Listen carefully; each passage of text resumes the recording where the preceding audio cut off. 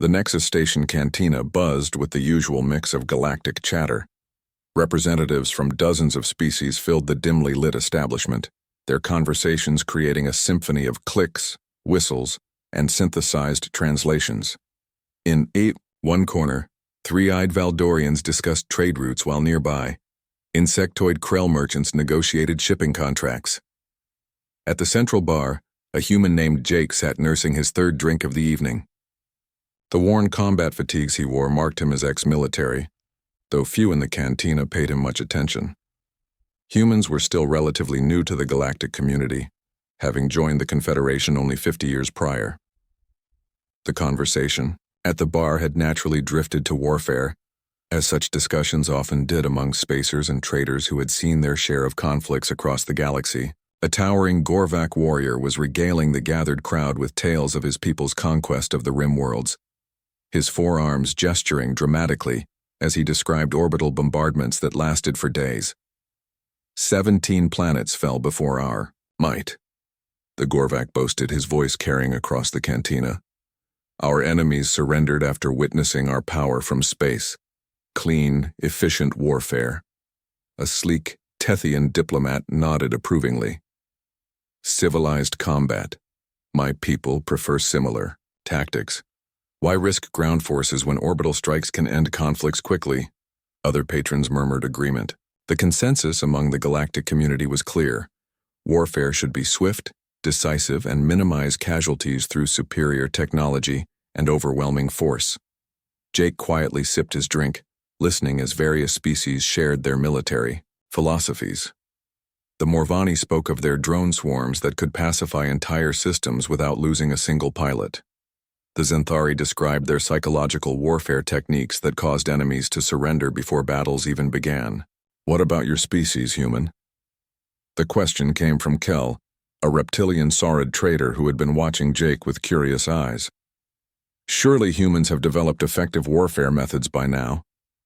The cantina grew quieter as attention focused on Jake. He set down his glass and considered his response carefully. We approach war differently, Jake said finally, his voice calm but carrying an edge that made several nearby aliens shift uncomfortably. How so? Pressed the Gorvak warrior, clearly skeptical that this small, seemingly fragile species could offer anything remarkable about warfare. Jake looked around the room, meeting the eyes of various creatures. We don't try to minimize our involvement in war. We maximize it. A confused murmur rippled through the gathering. The Tethian diplomat leaned forward. Explain. When humans go to war, we don't just send machines or bombs from orbit. We send ourselves. Every human becomes part of the war effort, whether they're fighting on the front lines or supporting from home. We call it total war. The Krell merchant clicked his mandibles skeptically. Inefficient. Why risk valuable personnel when technology can achieve the same results? Jake's expression hardened. Because our wars aren't just about achieving military objectives.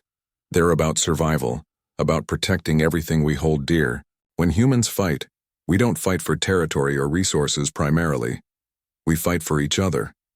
He paused, organizing his thoughts as the cantina remained unusually quiet.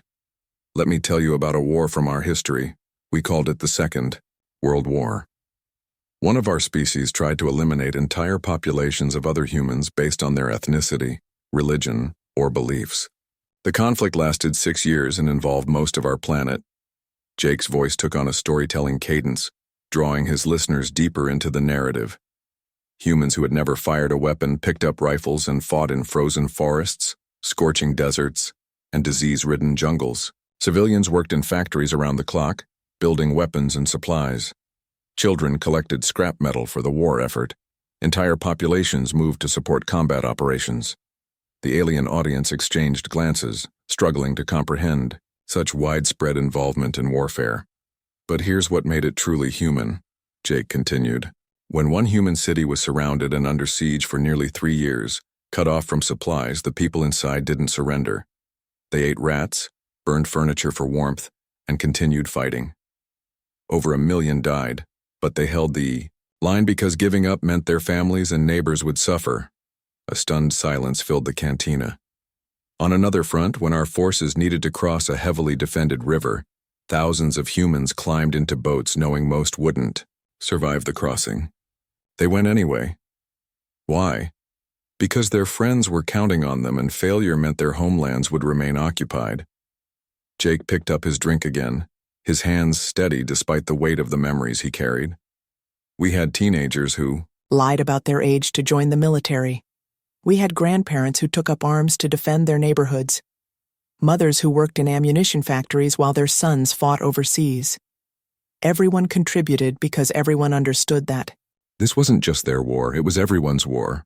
The Gorvak warrior, who had been so proud of his people's conquests, sat silently. Your people fight for honor or conquest, Jake said, addressing the room. We fight for each other. That's why humans don't seek clean, efficient wars.